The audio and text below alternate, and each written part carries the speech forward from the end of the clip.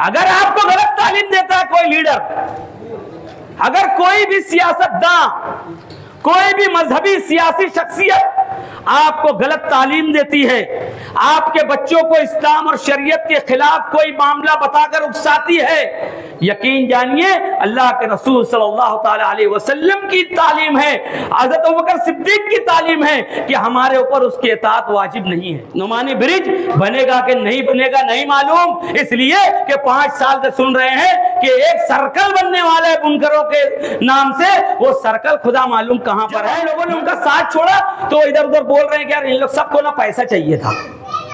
बोले रुते आप कैसी बात कर रहे हो, सब खानदानी सेट कराने के ना। ऐ लोगों, अगर मैं कोई दाएं बाएं चलने लगूं, तुम्हारा खलीफा बनाया गया हूं, अल्लाह के रास्ते से भटक जाऊं तो तुम क्या करोगे? एक सहाबी खड़े हुए तलवार निकाली, ऐसे बुलंद किया, क्या कहा? उमर तुझे हम इस तलवार से सीधा कर देंगे। क्या कहा?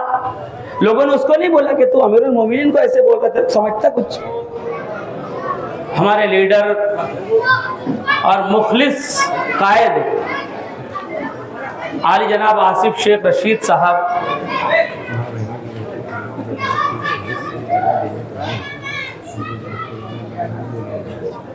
अभी यहाँ पर तशरीफ लाए हैं। शरीफ पहलवान साहब, भैया, फरीद भाई, निसार भाई हमारे मौजूद हैं, नदीम फनी वाला साहब, शकील शाह साहब और बुजुर्गों और नौजवान दोस्तों, ये किला है और किला जो है ये दिल वालों की बस्ती है। किला बहुत ज्यादा हमदर्द दिल रखने वालों की बस्ती है, एक दूसरे के दुख दर्द में खड़े रहने वालों की बस्ती है।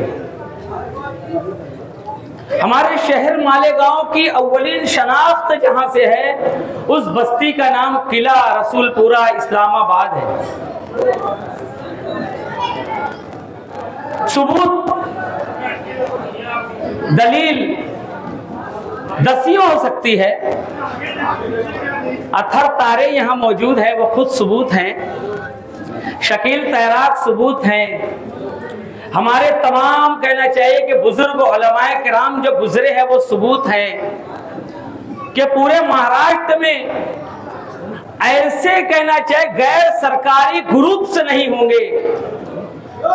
जब कोई किले में, कोई डैम में डूब गया, नदी में बह गया, कुएं में डूब गया, जान पे खेल कर रात हो दिन हो, कोई भी वक्त हो, अगर कोई आमादा और तैयार रहते हैं तो वो बच्चे किले का खून है। मैं सलाम करता हूं किले को, इस बस्ती के लोगों की इंसानियत नवाजी को सलाम करता हूं। ये पूरा एरिया हमारे बचपन से हमें मुतासिर करता रहा है। जब से हमने होश संभाला तो कबड्डी की टीम थी यहाँ पर अजमल, हम उसके फैन थे। जब कारी अब्दुल मतीन पढ़ाने के लिए आते थे तो हम अपनी सांस रोक लेते थे। हमारे जबान में बोलते, बोले मतीनो आवा, मतीनो आवा, मतीनो आवा, अब हट जाओ। बताओ, कारी अब्दुल मतीन साहब जब एंट्री करते थे कबड्डी में, लोग दिल थाम को उनकी एंट्री देखा करते थे। जब अजमल का खेल होता था तो तमाम काम छोड़ के पूरा शहर कबड्डी के उस टूर्नामेंट के मैच को देखने के लिए आता था। वो टीम यहीं की थी, किले मोतीपुरा रसूलपुर, यहीं के लोग थे वहां उसके अंदर। जब वॉलीबॉल का बाकी बात आती थी, वॉलीबॉल का खेल होता था तो यहीं की टीम थी पूरे महाराष्ट्र में जिसने अपना शहर का नाम रोशन किया। किला तैराक ग्रुप ने पूरे महाराष्ट्र शहर, यहाँ के उलमाए किराम में मौलाना अताउर रहमान से लेकर और दीगर तमाम से लेकर आज तक जो मौलाना सिराज साहब है झोपड़े की मस्जिद के पास, खिदमत खल्क की आला मिसाल इन उलमाए किराम और हुफ्फाज़ एज़ाम ने पूरे शहर के अंदर कहना चाहिए कायम की है। ये उस बस्ती की बात हो रही है, बात किले की सिर्फ नहीं हो रही है, बात किले के जरिए हमारे शहर की उस अव्वलीन शनाख्त की हो रही है, जिस शनाख्त के जरिए हमारा शहर मस्जिद और मीनारों का शहर कहलाया। आप उस किले के रहने वाले हो, आप उस किले के वासी हो जिसने इस शहर को बहुत कुछ दिया है, और आप लोगों की घुट्टी के अंदर दीनदारी पड़ी हुई है। ये दीनदार महल्ला है, दीनदारी को पसंद करने वाला महल्ला है, दीनदारी को पसंद करने वाले लोग हैं। यहाँ पर दीन से बहुत ज्यादा कुर्बत महसूस करने वाली ये बस्ती है। इसकी शनाख्त ही यही है कि इस बस्ती के अंदर दीन से बहुत ज्यादा शगफ पाया जाता है। मैं ऐसी बस्ती में खड़े होकर बात कर रहा हूं और गुफ्तगू कर रहा हूं, ये मेरे लिए एजाज की बात है। हम पहले मुसलमान हैं, हम इस्लाम के मानने वाले हैं। सियासत आर्जी चीज है, सियासत आर्जी चीज है, जाती ताल्लुक मुस्तकिल चीज है। किसी से मेरा जाती ताल्लुक है, यह ज्यादा अहमियत का हामिल है इस बुनियाद पर कि जाती ताल्लुक आखिरत की जिंदगी के एतबार से है। अगर जाती ताल्लुक खत्म हो जाएगा, हमारी आखिरत बर्बाद हो जाएगी। कोई भी शख्स हो, सियासी तौर पे अगर मुझसे मुखालिफ नजरिया रखता है, मेरे लीडर के खिलाफ रहता है, मैं कभी अपना जाती ताल्लुक उससे खराब। इस शहर का नुमाइंदा होना, इस शहर का बाशिंदा होना, यह ज्यादा अहमियत का हामिल है। मैं क्यों किसी से ताल्लुक खराब करूं? कभी मैं ताल्लुक खराब नहीं करता, इसलिए कि हम पहले मुसलमान हैं और हमारे पेश नजर हमारे नबी का उसवा है, हमारे नबी का उसवा है। अब अल्लाह के नबी का उसवा है तो फिर सियासत हो या ताल्लुक हो, हम पहले वहां से तालीम हासिल करेंगे और वहां से रहनुमाई लेंगे और उसके बाद अपनी जाती जिंदगी के अंदर उसको बरतेंगे और इस्तेमाल करेंगे। मुफ्ती मोहम्मद इस्माइल कासमी साहब से अल्लाह गवाह मेरा कोई जाती दुश्मनी नहीं है, अल्लाह गवाह मेरा कोई जाती, मेरे दिल के अंदर उनके ताल्लुक से कोई रंजिश नहीं है। मैंने कभी उनसे ताल्लुक खराब नहीं किया। अभी आपके सामने फोन लगाऊंगा, मुफ्ती साहब उठाएंगे और पहला लफ्ज होगा कि बोलिए हाफिज साहब क्या बात है। ताल्लुक है, जाती ताल्लुक बहुत गहरा है। जो बात है इसलिए है कि वो अपनी सियासत और अपने नजरिए से सियासत करते हैं, मैं सियासी तौर से अपना मुख्तलिफ नजरिया रखता हूं, इसलिए कि मेरे पेश नजर मेरे नबी का उसवा है, खुलफाए राशिदीन का उसवा है, हजरत अबू बकर सिद्दीक रज़ी अल्लाह तआला अन्हु की तालीमात है, हजरत उमर फारूक रज़ी अल्लाह तआला अन्हु की तालीमात है, कुरान की आयतें हैं, अहादीस मुबारका हैं। हजरत अबू बकर सिद्दीक रज़ी अल्लाह तआला अन्हु की शख्सियत क्या थी आपको पता है, बताने की जरूरत नहीं है। एक ऐसी शख्सियत हजरत आयशा रज़ी अल्लाह तआला अन्हा एक मर्तबा अंधेरी रात में अल्लाह के रसूल सल्लल्लाहु तआला अलैहि वसल्लम की पास बैठी हुई है। अल्लाह के रसूल, ये आसमान पर कितने ढेर तारे हैं। दिल में एक बात आई और सोचा कि शायद मेरे वालिद का नाम आएगा इसके जवाब में। कहने लगे अल्लाह के रसूल, इन आसमान में जितने तारे हैं, क्या इतनी नेकियां किसी की है?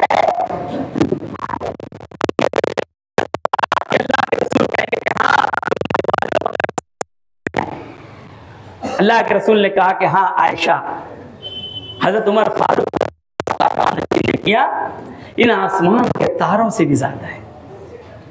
एक लम्हे के लिए तवक्कुफ किया, फिर मुस्कुराए अल्लाह के रसूल सल्लल्लाहु अलैहि वसल्लम और फरमाया कि आयशा, गार सौर की एक रात की अबू बकर सिद्दीक की नेकी हजरत उमर फारूक की तमाम जिंदगी की नेकियों पर भारी है।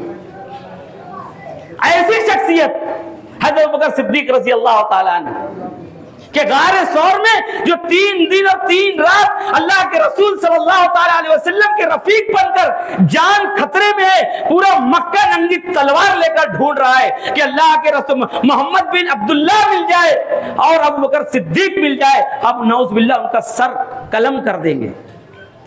छुपे हुए वहां पे हिजरत करके जा रहे हैं, मक्का को छोड़ दिया है, घर में नौजवान और कमसिन बेटियां हैं, घर में बूढ़े बाप हैं और पूरा असासा घर का लेकर अल्लाह के रसूल सल्लल्लाहु अलैहि वसल्लम के साथ चले गए। वो शख्सियत अबू बकर सिद्दीक रज़ी अल्लाह तआला अन्हु, वो मोहब्बत करते थे अबू बकर सिद्दीक रज़ी अल्लाह तआला अन्हु। और जब अल्लाह के रसूल सल्लल्लाहु अलैहि वसल्लम का विसाल हुआ, हुजूर बीमार थे, हज़रत अबू बकर सिद्दीक रज़ी अल्लाह ताला का घर थोड़ा सा मदीना से दूर 2-3 किलोमीटर पर था। अल्लाह के रसूल सल्लल्लाहु अलैहि वसल्लम बीमार थे, इजाजत दी कि मैं जरा सा मेरे घर पे होके आता हूँ। अल्लाह के रसूल सल्लल्लाहु अलैहि वसल्लम ने इजाजत दे दी कि अबू बकर जाओ, तुम्हारे घर होकर आ जाओ। एक मकान उनका शहर के दूर था। जैसे ही घर पहुंचे, पीछे से कोई घोड़सवार आया, अल्लाह के रसूल सल्लल्लाहु अलैहि वसल्लम का विसाल हो गया, वैसे ही उल्टे पांव वापस। पूरा मदीना रो रहा है, किसी को कुछ सुझाई नहीं दे रहा है। मस्जिद नबवी में देखा सब बैठ के रो रहे हैं। मदीना के गलियों में आओ बुकाए, उमर फारूक नंगी तलवार लेकर खड़े, मिसाल हो गया उसकी।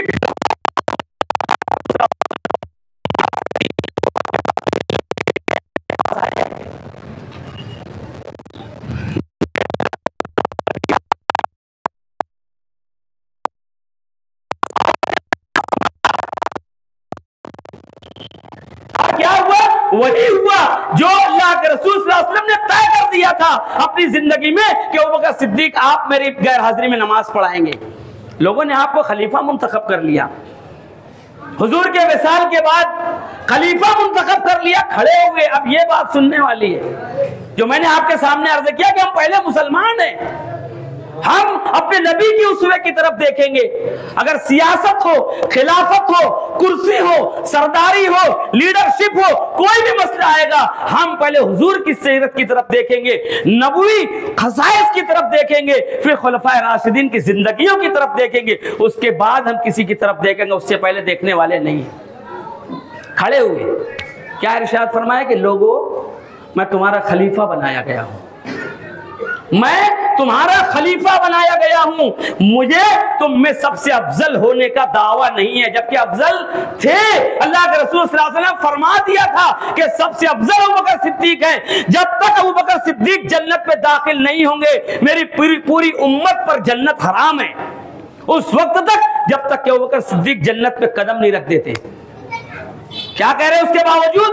ऐ लोगों, मैं तुम्हारा खलीफा बनाया गया हूं, मुझे तुम में अफजल होने का दावा नहीं है, और तुम पर उस वक्त तक मेरी इताअत वाजिब है जब मैं अल्लाह और उसके रसूल के रास्ते पर चलता रहूंगा। जब तक उसी वक्त तक तुम्हारे ऊपर मेरी इताअत लाजिम और फर्ज है। अजर चलना मत यार भाई, मत चलो, मत बैठे रहो, डिस्टर्ब हो रहा है मुझे, मत कुछ करो, कोई आगे पीछे आओ मत। क्या फरमाया कि ऐ लोगों, मैं तुम्हारा खलीफा बनाया गया हूं, तुम पर मेरी इताअत उस वक्त तक वाजिब है जब तक मैं अल्लाह और उसके रसूल के रास्ते पर चलता रहूंगा। जब मैं अल्लाह और उसके रसूल के रास्ते को छोड़ दूंगा, उस वक्त तुम पर मेरी इताअत वाजिब, लाजिम और फर्ज नहीं होगी। सुन लो आप बात, कोई भी हमारा लीडर हो, कोई भी रहनुमा हो, कोई भी कायद हो, किसी भी तरीके का कहना चाहिए कि हमने उससे अहद पैमान और मोहब्बत का रिश्ता लगाया हो, वो जब तक अल्लाह और उसके रसूल के रास्ते पर होगा, जब तक कि हमारे लिए उसकी इताअत हमारे ऊपर वाजिब होगी। अगर वो अल्लाह के उसके रसूल के रास्ते से हट जाएगा, हमारी इताअत, उसकी इताअत हमारे ऊपर वाजिब नहीं है। अभी एजाज भाई ने कहा, अगर आपको गलत तालीम देता है कोई लीडर, अगर कोई भी सियासतदान, कोई भी मजहबी सियासी शख्सियत आपको गलत तालीम देती है, आपके बच्चों को इस्लाम और शरीयत के खिलाफ कोई मामला बताकर उकसाती है, यकीन जानिए अल्लाह के रसूल सल्लल्लाहु ताला अलैहि वसल्लम की तालीम है, हज़रत अबू बकर सिद्दीक की तालीम है कि हमारे ऊपर उसकी इताअत वाजिब नहीं है। मैं बोलता हूं, शहर में मैं अकेला हूं, इतना ज्यादा लोग बोलते तो यार मुफ्ती साहब को बोलते, किसी की दिल आजारी हुई होगी तो मैं अल्लाह वास्ते माफी चाहता हूं। मैं आप लोगों को हाजिर कर सामने समझ के, अल्लाह ताला को हाजिर नाजिर जान के मुफ्ती मोहम्मद इस्माइल कासमी साहब से माफी चाहता हूं कि अगर मेरी जात से, मेरी जबान से आप किसी की कोई दिल आजारी होगी, अल्लाह के लिए मुझे माफ कर दे, मुझे भी मरना है। मैं अपनी आखिरत खराब करने के लिए सियासत में नहीं आया, माफ कीजिए। मगर जब कोई दिल में दर्द सेवा हो जाता है, बढ़ जाता है, फिर उसका इजहार जबान से होता है, उसमें मैं इंसान से खता हो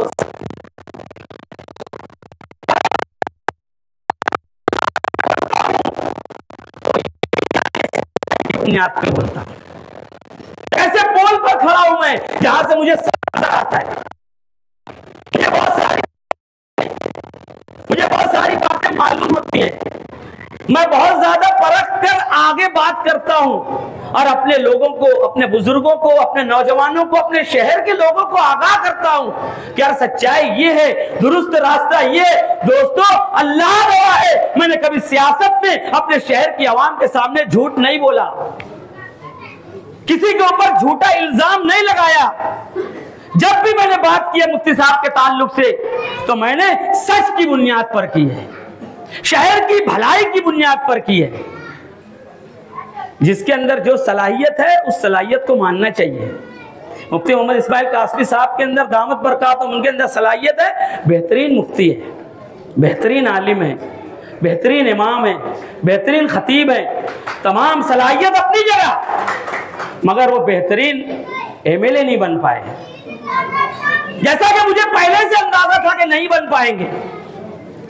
वो बेहतरीन लीडर नहीं बन पाए, वो बेहतरीन कायद और सालार नहीं बन पाए। क्यों नहीं बन पाए? इसलिए कि ये सब बनने के लिए अल्लाह ताला हर इंसान को हर सलाहियत से नहीं नवाजता, ये हमको मानना पड़ेगा। मैं हाफिज हूं, मैं कारी हूं, मैं दर्स कुरान नहीं दे सकता। दर्स कुरान देने के लिए आलिम होना जरूरी है। मैं फतवा नहीं दे सकता, फतवा देने के लिए मुफ्ती होना जरूरी है।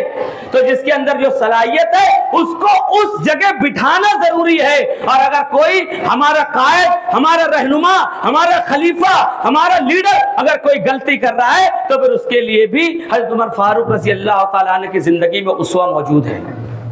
दलील हज़रत उमर फारूक रज़ी अल्लाह तआला अन्हु ने, एक मिनट शहजाद, हजरत उमर फारूक रज़ी अल्लाह तआला अन्हु जब खलीफा बने, कैसी शख्सियत थी?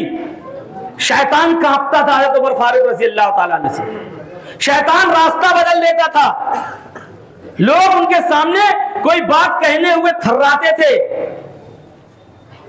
मगर क्या हुआ? उन्होंने महर का मामले में कहा कि मैं महर की कोई मिकदार मुकर्रर कर देता हूं, मेरा ऐसा ख्याल है।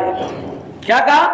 अमीरुल मोमिनीन हज़रत उमर फारूक रज़ी अल्लाह तआला ने कहा लोगों के मजमे में, क्या लोगों, मैं महर की कोई मिकदार मुतय्यन करना चाहता हूं। एक बूढ़ी सहाबिया खड़ी हुई, क्या कहा? उमर, तुझे ये हक हासिल नहीं है, जो इख्तियार अल्लाह तबारक व तआला उसके रसूल ने हम औरतों को दिया है, वो इख्तियार तू खलीफा होने के बाद हमसे छीन नहीं सकता।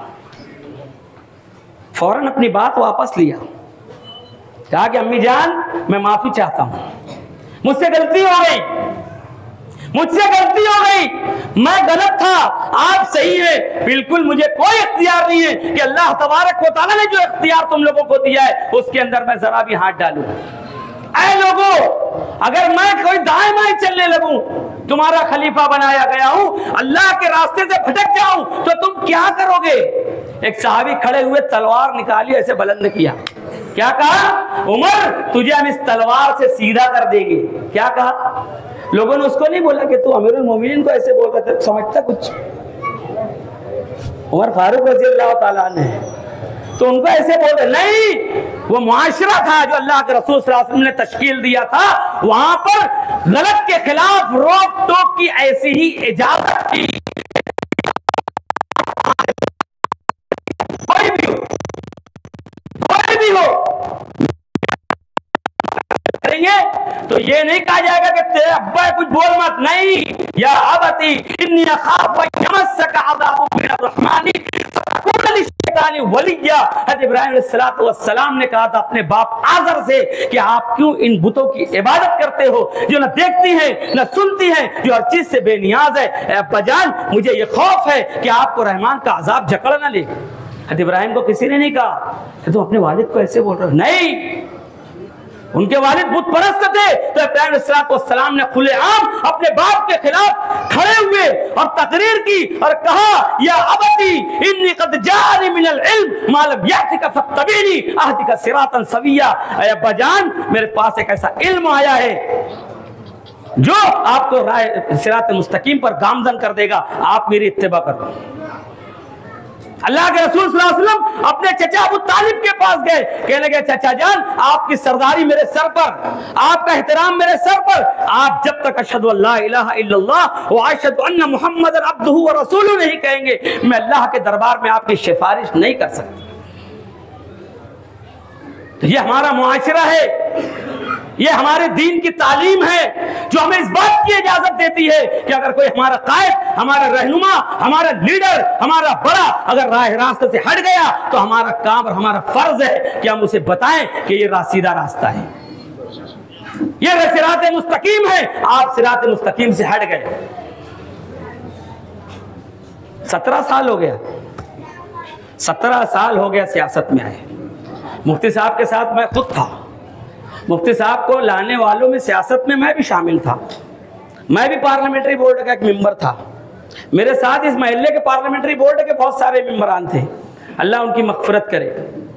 हम तमाम लोगों ने रात दिन एक करके मुफ्ती साहब को मुफ्ती साहब बनाने में मेहनत की, मगर क्या हुआ, क्या हुआ? आज की तारीख है, मैं गलत हो सकता हूं और 4 गलत हो सकते हैं। हम लोग 35 लोग थे दोस्तों, कितने लोग थे? 35 पूरे शहर से 35 लोग थे पार्लियामेंट्री बोर्ड के मेंबरान में। आज की तारीख है अलहाज अब्दुल अजीज मुकादम साहब के अलावा कोई भी मुफ्ती मोहम्मद इस्माइल कासमी के साथ नहीं है।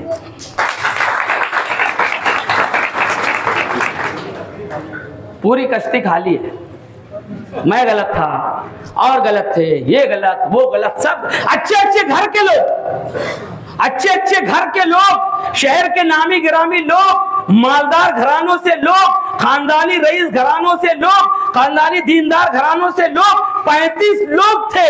कोई मुफ्ती मोहम्मद इस्माइल कासमी साहब के साथ नहीं है, और जिनका इंतकाल हो गया उन्होंने भी इंतकाल से पहले उनका साथ छोड़ दिया था।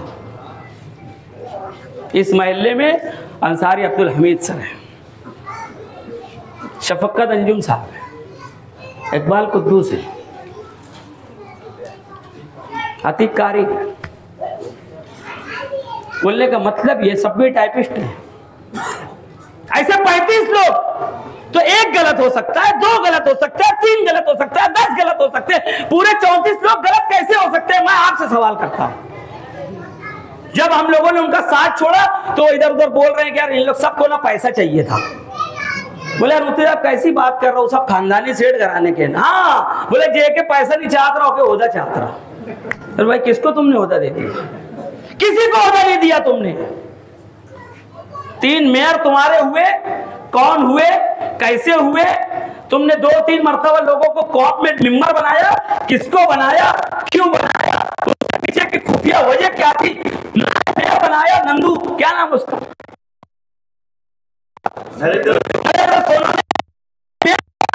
क्यों बनाया, किसको बनाया, क्या वजह से बनाया?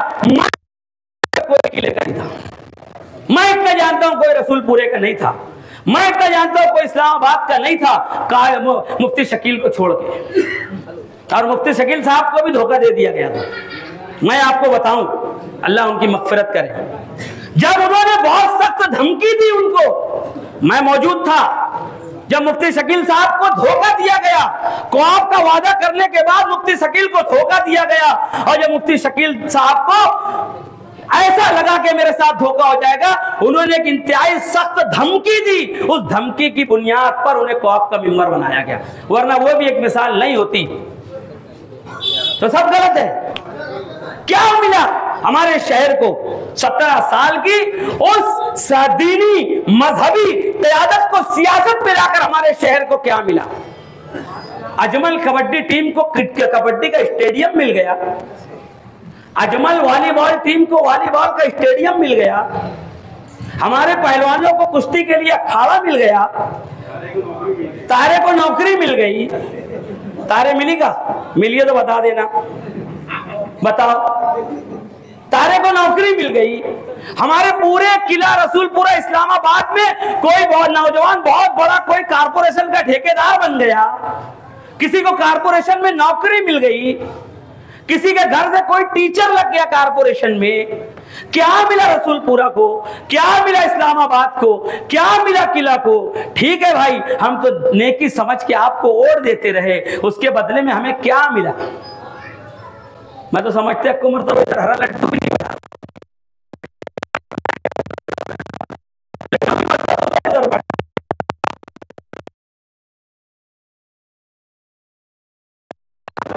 तो मैं ये पूछना चाहता हूं आप लोगों से,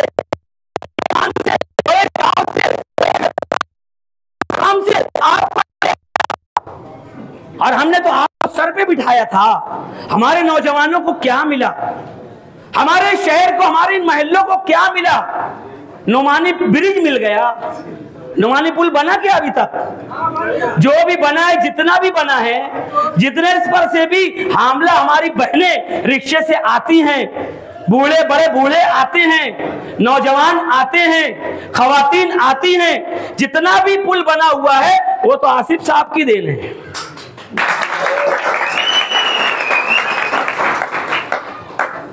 हजरत मोहतरम मुफ्ती मोहम्मद इस्माइल कासमी साहब तो सिर्फ बता रहे हैं कि 5,57,00,000 मंजूर, कुदाल मार दिए 76 लाख है, 1 लाख का माफ कर 76 लाख। इस नुमानी पुल मंजूर हो गया और सब कुछ बताया जा रहा है, काम शुरू नहीं हुआ है दोस्तों। 5 साल हो गया एमएलए शिप का, अभी आचार संहिता लगने वाली, किसी भी दिन इनकलाब आएगा, हेडलाइन लग जाएगी कि इलेक्शन लग गया, कोड ऑफ कंडक्ट लागू हो गया, मिसाली ज़ाब्ता अखलाक का निफाज हो गया। उस दिन से सब भूल जाना कि कुछ होगा, कुछ नहीं होगा।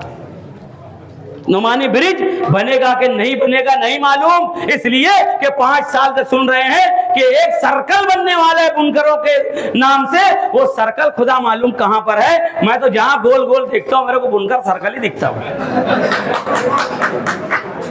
नहीं बना, 5 साल पहले उसका संग बुनियाद रखा गया था, नहीं बना। नुमानी पुल बनेगा कि नहीं बनेगा, कल की मुर्गी से आज का अंडा भला है। जो पुल चालू है वो आसिफ साहब की देन है, वो कल की मुर्गी के मुकाबले में आज का अंडा है। तो सवाल है कि नहीं, अगर मैंने आपको चाहा है, आपसे मोहब्बत की है, आपको मैंने आई लव यू बोला है, तो इसका मतलब आपको भी तो बदले में मुझे प्यार देना चाहिए।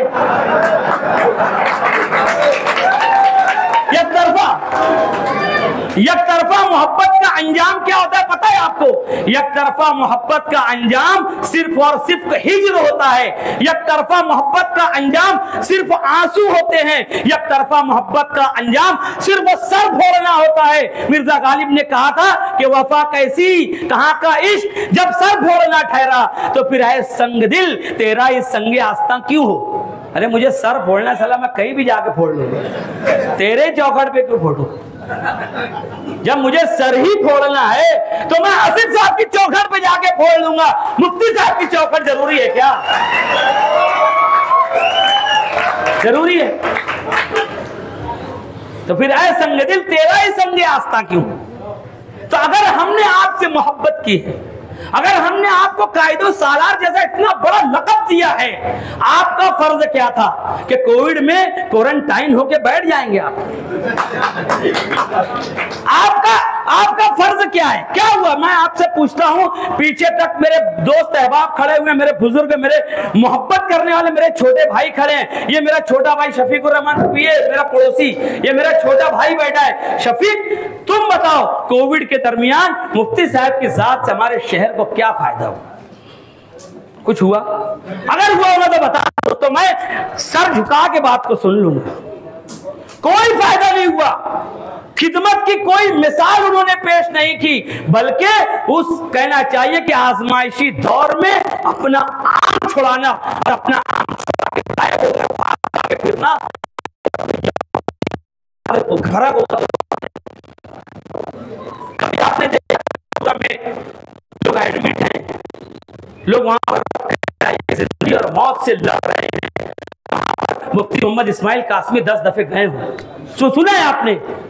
भाइयों पीछे तक बताओ कर किसी को पता होगा कि मंसूरा में मुफ्ती साहब इस्माइल कासमी साहब दामत बरकातहू एमएलए रहते हुए मंसूरा में कोविड में मुब्तला तमाम अफराद तक 1 मरतबा 2 मरतबा गए हो? ऐसा किसी के इल्म में है क्या? हाथ उठा के बताओ। जीवन हॉस्पिटल तक कभी वो गए हो, जीवन हॉस्पिटल में गए हो, अगर आप लोगों में किसी को इल्म हो तो हाथ उठा के बताओ। जनरल हॉस्पिटल तक गए हो, अगर किसी को इल्म होगा तो हाथ उठाकर बताओ, वरना मैं बताता हूं। मौलाना अब्दुल हमीद जमाली मौलाना अब्दुल हमीद अजहरी दामत बरकातहुम, अल्लाह ताला उनकी कब्र को नूर से भर दे, इस पीराना साली में 4 मरतबा मंसूरा तक गए हैं और वहां जाकर लोगों को खैर खैरियत दरियाफ्त की। 4 मरतबा गए। लोग बोल रहे हैं इनको क्यों ला रहे हैं यार, बहुत प्रॉब्लम है, इनकी कुव्वत मुदाफत कमजोर है। वो कह रहे हैं कि मौलाना तुम क्यों आए? अरे बोले मैं मर जाऊंगा चलेगा, मुझे बर्दाश्त तो नहीं होता कि मेरे शहर के लोगों ने यहाँ पे खाना खाया कि नहीं खाया, उनका इलाज और मुआवजा अच्छे ढंग से हो रहा है कि नहीं हो रहा है। 4 मरतबा मंसूरा तक है। मौलाना अब्दुल हमीद अजहरी साहब, एमएलए का क्या फर्ज था, कायदो सालार साहब का क्या फर्ज था? 1,25,000 लोग हम बशमूल मैं उनके पीछे ईदगाह पर रो रो कर दुआ में हाथ उठाने वाले लोग हैं हम। हमें अपने इमाम से क्या मिला? कुछ नहीं मिला। दारुल देवबंद के शूरा के रुकन हैं, दारुल देवबंद के अंदर पढ़ने वाले बच्चों को क्या मिला? दारुल देवबंद के अंदर पढ़ने वाले बच्चों को आसिफ साहब रेस्क्यू करके ला रहे हैं कोविड में। ढाबिल में पढ़ने वाले बच्चों को आसिफ साहब रेस्क्यू करके ला रहे हैं। अक्कल कुआं में पढ़ने वाले बच्चों को आसिफ साहब कलेक्टर से बात करके ला रहे हैं। पूरे मुल्क के अंदर जहां कहीं जमातें फंसी हुई है रायबरेली में, आसिफ साहब रेस्क्यू करके ला रहे हैं। हमारे एमएलए साहब से तो हमें कुछ नहीं मिला। मैं फिर माफी चाहता हूं मेरे शहर के लोगों से और इस महिला किला के लोगों से, रसूलपुरा के लोगों से, मोतीपुरा के लोगों से कि दोस्तों आप लोग यकीन जानिए कि मुझे मुफ्ती साहब से मेरी कोई दुश्मनी नहीं है। मैं फिर आप लोगों के सामने, मगर मैं चाहता हूं कि जिसके अंदर जो सलाहियत है, जिसका जो हक है, जो असल हकदार है, जो अपने दिल के अंदर कौम के ताप और कुढ़न रखता है, जो अपनी कौम के लिए, जमीयत उलमा के लिए जिसने असेंबली में आवाज उठाई, अजान पर पाबंदी के खिलाफ जब बात हुई, जो खड़ा होकर जिसने लड़ाई लड़ी, जिसने हमारे शहर की शनाख्त को बचाया, जमीयत उलमा को जिसने बचाया, जिसने अजान पर लाउड स्पीकर पर अजान को बचाया, और जो कोविड में हमारे लिए खड़ा रहा रात दिन एक करके अपनी जेब का पैसा लगाकर, उसका असल हक है कि उसको एमएलए बनाया जाए। राजेश टोपे से कहा आसिफ साहब ने, मालेगांव बुलवाया राजेश टोपे को, ये पूरे हॉस्पिटल मेरे शहर के खुलना चाहिए। किसने पाबंदी लगाया हॉस्पिटल के ऊपर? मेरे शहर का हॉस्पिटल खुलवाओ। राजेश टोपे को मालेगांव बुलाकर हॉस्पिटल खुलवाया आसिफ साहब ने। मामूली बात है। अपनी जान हथेली पे रख के कई मर्तबा बंबई गए उस दौरान, जो हमारी तकलीफ थी, परेशानियां थी, उसका मुदावा करने के लिए। तो जिसका जो असल हक है वो असल हक देना चाहिए।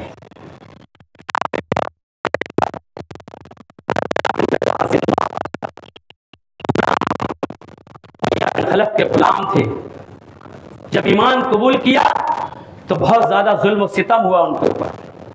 अल्लाह के रसूल सल्लल्लाहु अलैहि वसल्लम ने कहा कि कोई अगर इनको खरीद कर आजाद कर दे उसे मैं जन्नत की जमानत देता हूं। अबू बकर सिद्दीक रज़ी अल्लाह तआला अन्हु गए, मुंह मांगी कीमत दिया उसके मालिक को और उनको आजाद कर दिया। जब मक्का फतेह हुआ, अल्लाह के रसूल सल्लल्लाहु अलैहि वसल्लम ने हजरत बिलाल रज़ी अल्लाह तआला ने, जो एक गुलाम थे, उनको मक्का की छत पर चढ़ाया। कहा कि बिलाल मक्का काबतुल्लाह की छत पर चढ़ो, वहां से अजान दो। बड़े बड़े अशराफ मौजूद हैं, बड़े बड़े सरदारान कुरैश मौजूद हैं, बड़े हसब और नसब वाले मौजूद हैं, बड़े जाओ हशम के मालिक लोग मौजूद हैं। एक गुलाम जिसने अव्वलीन इस्लामी जिंदगी में अल्लाह के रसूल सल्लल्लाहु अलैहि वसल्लम के साथ कुर्बानी दी थी, उनको असल मकाम हमारे नबी सल्लल्लाहु ताला अलैहि वसल्लम ने दिया था। किसी ने कहा कि देखो इस गुलाम को ऊपर चढ़ाया जा रहा है। अबू सुफियान रज़ी अल्लाह ने कहा कि खामोश बैठो, जिस वक्त आगे बढ़ने का मौका आया उस वक्त तो तुम पीछे थे, आज आगे बढ़ने की बात करते हो। तो जिसका जो हक है, जिसका जो मकाम है, चाहे वो गुलाम हो, अल्लाह के रसूल सल्लल्लाहु अलैहि वसल्लम देने के लिए हमें उसवा बताया है कि जिसका जो हक है, जिसका जो मकाम है, उसको उस मकाम पर पहुंचाओ, चाहे वो कोई भी हो।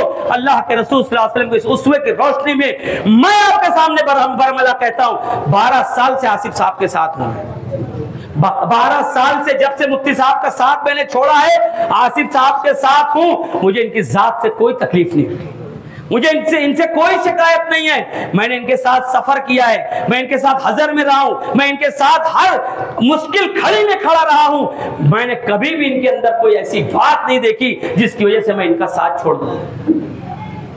तो अगर किसी के साथ हम सफर करते हैं, इसका मतलब अब हम उसे बहुत अच्छी तरह पहचानते हैं, वरना सामने का मामला तो क्या है कि 35 में से 34 हट गए। अजीज मुकादम साहब सिर्फ वो रुके हैं, वो भी तामीरी महाज की मजबूरी है, समझ लो बात, कुछ वजह है उसके अंदर। तो दोस्तों बहुत वक्त कम है, मुझे बहुत कुछ अपने दिल का दर्द आप लोगों से शेयर करना था, मगर मैं अपनी बात पूरी रख नहीं पाया, जिसका मुझे मलाल है। इंशाअल्लाह और हम गुफ्तगू करेंगे। मेरे बुजुर्ग, मेरे साथी, मेरे दोस्त जो महल्ला किला से यहाँ पर रखते हैं, अगर मेरी बात से किसी बात से आपको दुख हुआ होगा तो मैं माफी चाहता हूँ, और इस बात की उम्मीद रखता हूँ कि आप आसिफ शेख रशीद साहब को पहचानो, उनकी शख्सियत को समझो, उनसे बदगुमान मत हो। असल में हमें क्या बताया जा रहा है पता है? मैंने उस दिन भी कहा था भाई बोरा जमात के उसमें कि हमें बहुत कुछ गलत बताया गया इनके ताल्लुक से, इनके घराने के ताल्लुक से। ऐसी कोई बात नहीं है। आसिफ साहब, आज शेख रशीद साहब का इंतकाल हो चुका है, आसिफ साहब का साथ देने वाले आप लोग हैं। आप लोगों को इनके सर पे हाथ रखना चाहिए और इस मर्तबा ज्यादा से ज्यादा तादाद में वोट देकर इन्हें एमएलए बनाइए। इंशाअल्लाह आसिफ साहब आपको मायूस नहीं करेंगे, वो सब कुछ आपको मिलेगा जो 17 सालों में आपने खोया। इंशाअल्लाह अल्लाह ताला हमें फहम सलीम अता फरमाए। व आखिर